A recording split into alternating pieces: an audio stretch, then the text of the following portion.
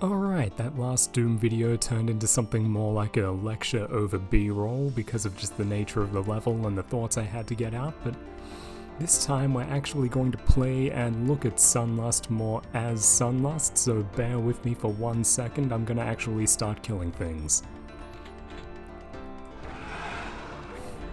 Now, this is very interesting. You might have noticed that this is a pretty weird starting room they've set us up with. I'm pretty much having a, like a phone box shootout with these guys here, and I just died. I've actually got to remember how to do this already. It's interesting and a perfect example of what's possible within Doom. Already we're in a weird space now. We're in this little elevator shootout here with 6 enemies right in front of us, and I have to think of a way to kill waves in this stupidly small space, and it's really interesting. It's not cheap, it's not really dumb. You don't beat this by cheesing it, really. There is no cheese in a system this simple. There's just acting in ways that make sense. I have to think of a way to make this work for me, and yeah, this is a really interesting level here. It's, the arena encounter, as nerds on the internet call it, is a really interesting thing these games can do, where you just basically have to survive in a space, and yeah, in most games that's not actually a very interesting experience because, well, there's nothing that interesting you can do in most spaces. It's just variations on a big open space and you run around and shoot until everything is dead. That's how it works in the stupid Doom reboots, whatever you want to call them. You're just in a big open space killing things. But Sunlust isn't really like that because every space you're in is so complex and so well thought out that in every case it's a kind of puzzle based on spacing and execution. And because I've been talking, this guy has shown up, but we'll see if that makes this more interesting. Anyway, you can see that in this very small room, it's not just a case of like the generic solution, okay, I can run around in circles and shoot and then everything will be dead eventually. No, I've actually got to kind of have a plan here. And you can see before that where I died the first time, I won the second time by basically getting the big mouth monster to eat the shotgun man and also absorb the shotgun man's shots. That kind of strategy is very much necessary. A lot of times in Sunlust, I'm doing it again here. If I compress myself into a small space, they're all gonna compete to shoot me and hopefully kill each other in the process. That's how you play Doom at this kind of complexity, and now I've got to open up the level, and man, is this thing a lot bigger than it looked a few seconds ago. We were fighting in an elevator, now we're fighting in some kind of gigantic space station full of monsters. And yeah, we got crowds of shotgun guys over there, a demon igniting me over there, that huge guy there, and he's now in a fight with other aliens. I hope you can appreciate from here that this is a complex game, so complex that if I try to just philosophize out loud, I am not going to be able to get anywhere. There is just too much violent, chaotic stuff going on. I've got to respect this game if I want to live. There's a very fun example of how Doom monsters behave. The shotgun man hits him once, and then they're enemies. Alright, now let's try to be intelligent about this. Hopefully they fight each other a bit while I'm over here. Blast them away. Another point I just want to quickly bring to mind in relation to how violence plays out in bolt gun and similar games is a really neat detail a friend pointed out to me yesterday is that in every death animation in regular Doom, just watch these guys closely. There's blood, but it's always coming from somewhere. Watch closely whenever anything dies, and you'll see that there is a kind of wound that opens in them every time, and that's where the blood comes from. It's a little detail, but I think it's very visceral. It really sells the idea that you are wounding and killing rather than just, having the, Terraria effect go off when you win. Like, it's a little confetti throw, like, no, I blew that guy's arm off and the blood came out of there, or in another case, the imp gets it in the head or whatever. It's very much like this visceral relationship between a wound and the blood rather than, again, in Bolt Gun, it's basically just a little thrown handful of confetti. It's very absurd looking. Now, this level, how I play it is I kind of mentally break it into pieces. there's the auto map, but I don't really use that. It's more something you do by intuitively working through it. This map is kind of... it's not really like cleanly divided into sections. The monsters will move between them and such, but by mentally kind of packing it up like this into kind of sub-levels, that's how I beat this level. This is also one that I've done before. And the thinking is kind of like, okay, work out each piece, work out how to win and survive in each piece and leave with lots of health and ammo and other things that I need, and that's how I'm going to win this level. And so that's what I'm doing. I've run into this kind of segregated area. I can kill things if they come to me, and then I grab the items and spawn more monsters, and if I just keep cool and deal with them, I'll be good to keep moving through the level. And you'll be noticing that the difference between a play where I survive and one where I die is not a question of how well I execute mechanics or anything that could be called that. It's entirely, you know, thinking and what I choose to engage, how I engage them, you know. It's about picking fights and planning fights and, you know, reacting well. It's not about, oh, well, look how good my aim is, look at how good my traversal is. No, all I need a WASD and left click to play this game, and I am not doing anything complex, I assure you. I do not have good first-person shooting mechanics, but I can get better at this just by learning out the level, and that's really what it means to play Sunlust and really most advanced Doom maps, I think. It's very rare that you'll, you know, again, just the skill ceiling is so low because your inputs are so simple, but pardon me, again, yes, anything which people play a lot will develop a meta, and yeah, the Doom meta is, you know, learning how to pick fights, learning how to, you know, effectively build mental models and refer to them while moving through a three-dimensional space. That is what it means to get good at Doom. And yeah, when you think of like hardcore video game discussion, hardcore FPS gamers showing off, when's the last time you heard anything remotely like that from any of them? Okay, now I have to go grab some health up here, and I think I get ambushed in a moment. Yep, that drops the floor, I go back up, and who's here to kill me? This guy is, Mr. Bones. Oh god, and the imps. I might be in trouble, I didn't think about that. But yeah, that was a better run of this level than the first couple where I just died very quickly, and I hope you're starting to understand why I chose Sunlust of all things to show off in contrast to the kind of fantasy that a piece of junk like Bolt Gun acts like it's pandering to. The idea here is that it's, for one, to kind of break out the general genre discussion funk of like, oh, what does it mean for an FPS to be cool and advanced? There's so much more we can do, and yeah, the fact that this is Doom, one which is so prestigious, is, again, just another rhetorical point to raise that, you know, it was, for one, you can be a complex FPS without FPS mechanics and contrived notions of speed and complex input, and the other is that, yes, again, I aim to show off that it wasn't historically about that.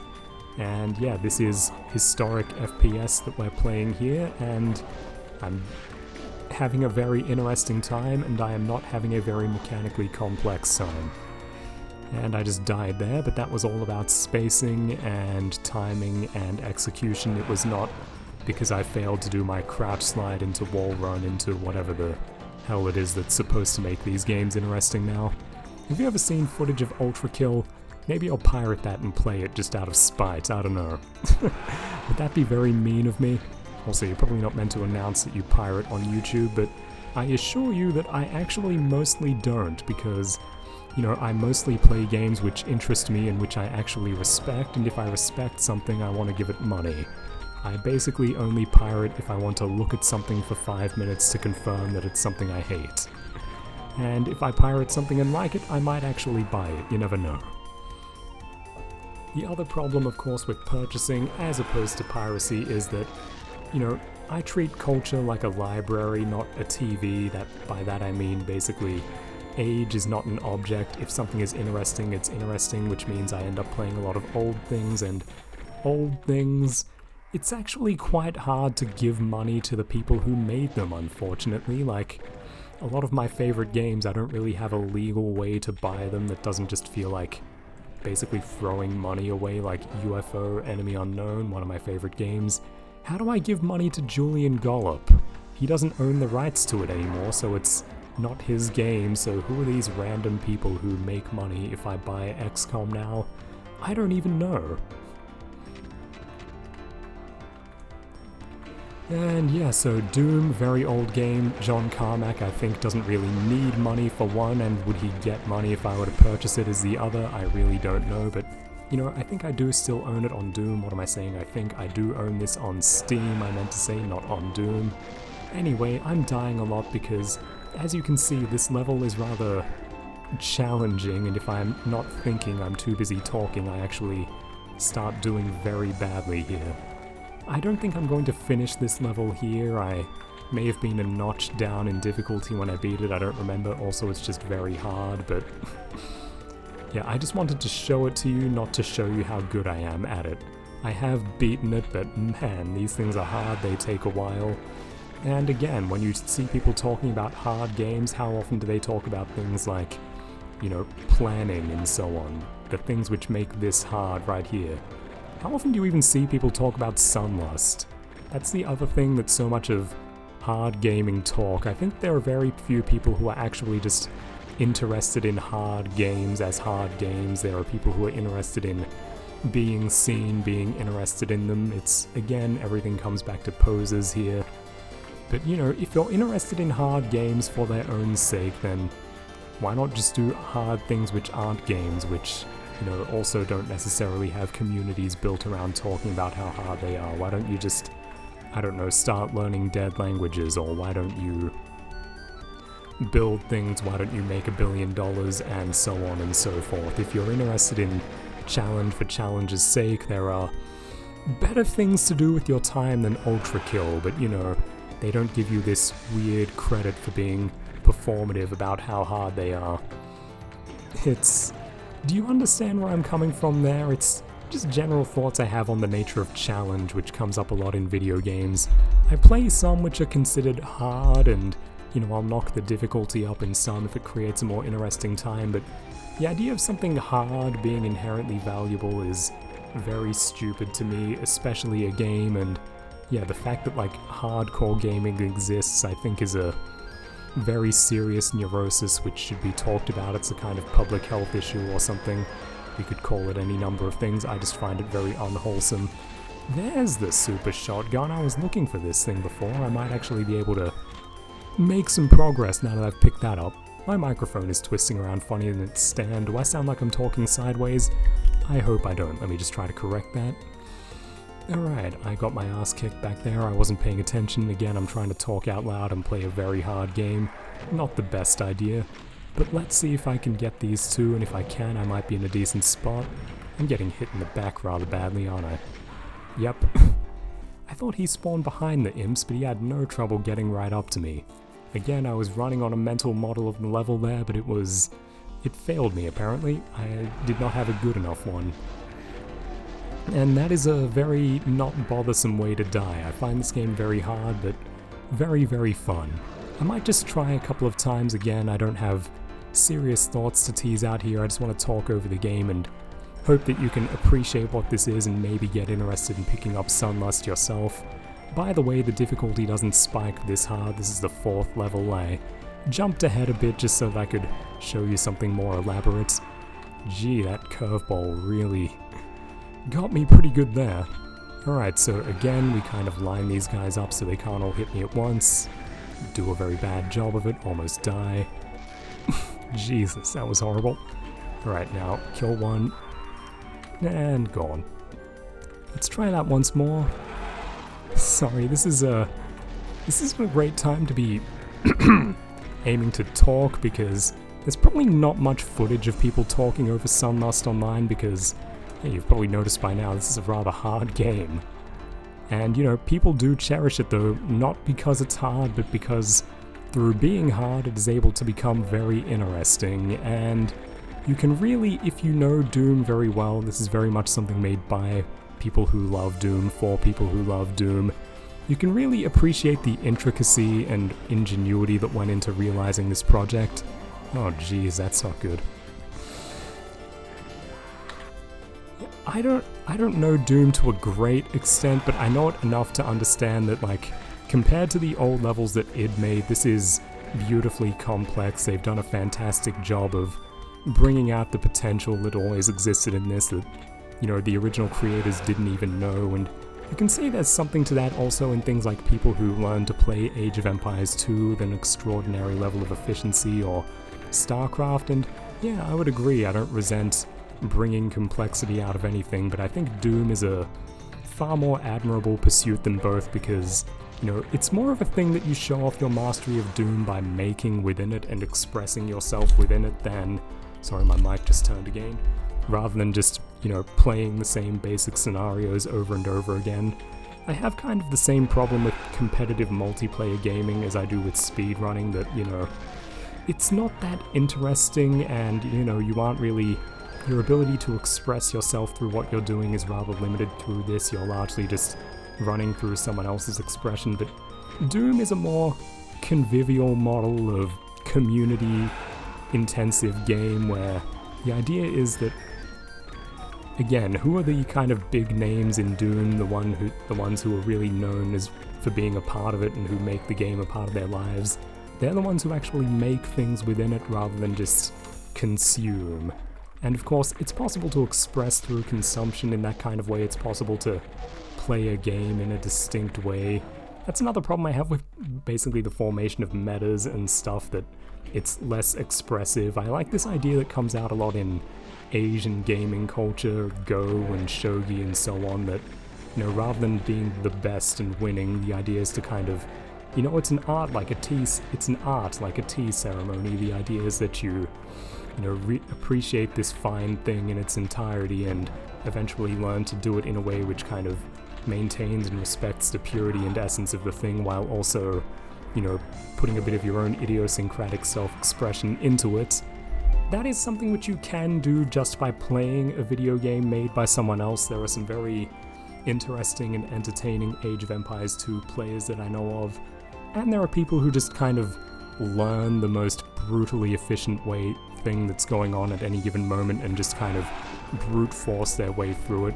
I was actually having a discussion of sports recently with some people, and we agreed that it's rather sad in soccer and other such games, the kind of pace merchant meta that emerges where you just get these, like, generically athletic people into the game and just have them, you know, sprint around and just, you know, use general physicality to beat more interesting players and teams. That's a very uninteresting thing, and it's, yeah, again, it's the game problem of, you know, you aren't respecting this thing as something which emerged to entertain people and bring about human excellence. It's just become this thing which you win for its own sake, and, you know, what is really the value of a soccer team which wins a lot? I think that just winning is boring if the quality of game is compromised, and yeah, is soccer really more interesting if Europe just scours the entire planet for the fastest sprinters and just turns soccer into this game that's just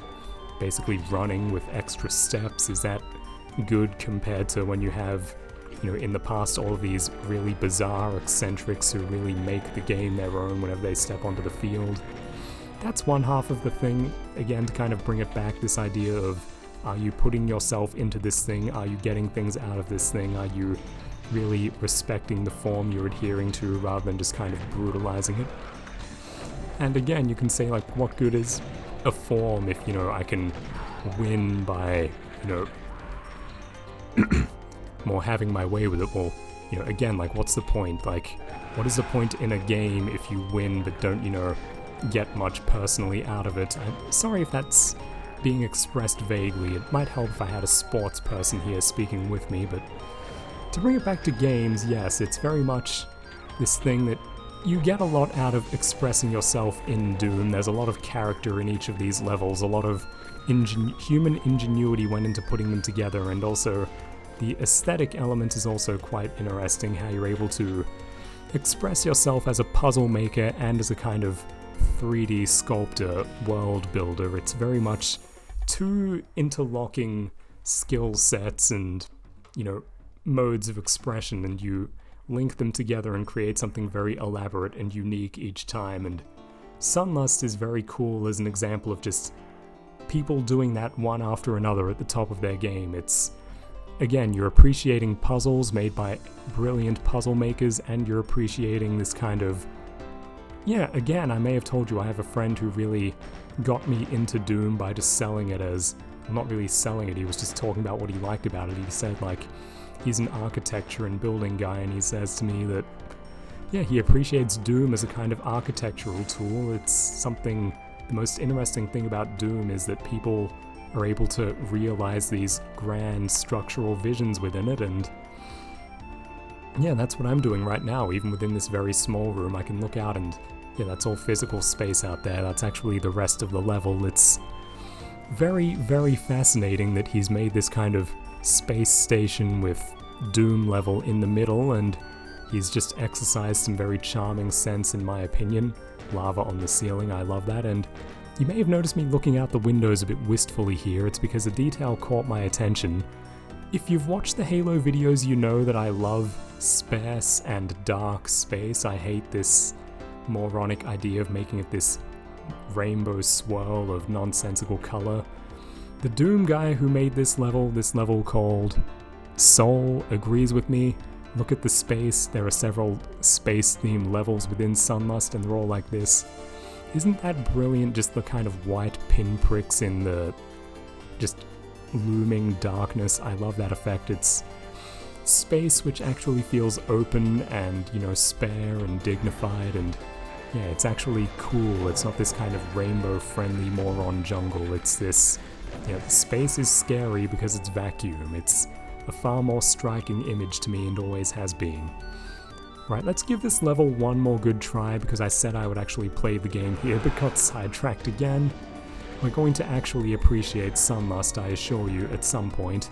I might also try some other Doom levels at some point. We'll see how I feel about that, but yeah, we're going to try to actually leverage our non-shooting FPS skills, which I've been talking about here, and actually get the better of this level at least a little bit.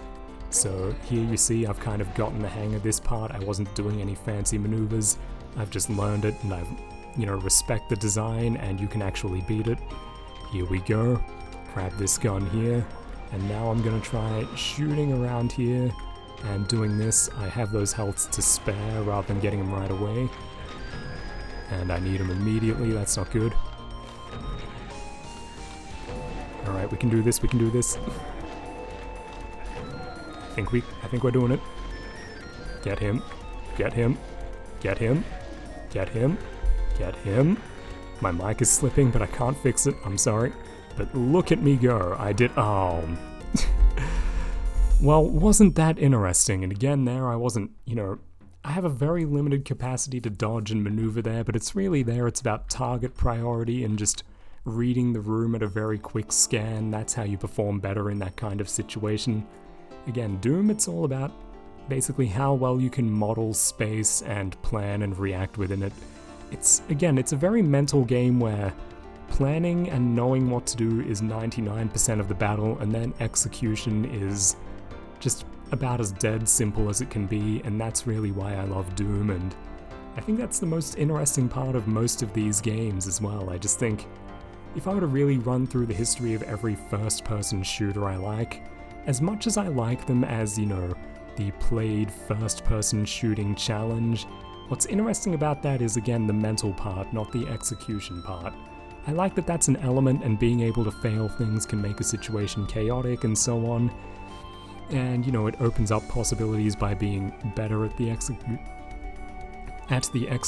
That's very interesting to me, but, you know, again, when you lean on the execution and say that's the point, I think you start creating very boring and very stupid games very quickly. Now, I think I'm actually going to call it here. I hope you saw enough of the level to appreciate what I was getting at, even if not the level itself.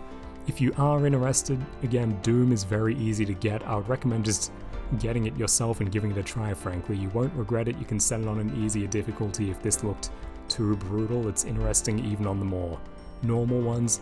I assure you, Sunlust is a fantastic piece of work and you won't go wrong with it, and Doom in general, even if you don't know it, play the normal levels, get a feel for how it works, then just ask some people who know what are some good Doom levels. There's a lot of really interesting stuff to show off, and I might even come back to Doom and show off some different things here later on the channel, but I wanted to do Sunlust today, and I hope you appreciate why by now. If not, sorry, maybe I gotta do more videos, I don't know. But I'm gonna call this one here. Thank you for listening, hope you found that interesting.